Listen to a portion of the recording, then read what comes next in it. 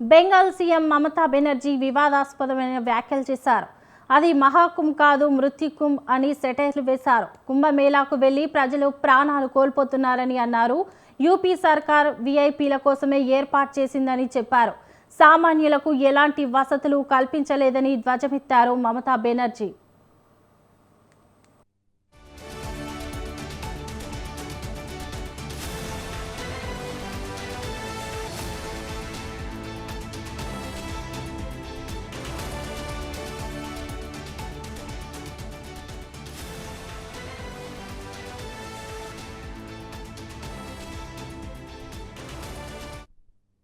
সুতরাং পুজো পার্বণ আমাকে শিখিয়ে লাভ নেই। মহাকুম্ভ আমি নাইবা বললাম, ওটা এখন মৃত্যু কুম্ভ হয়ে গেছে, মৃত্যু কূপের মতো।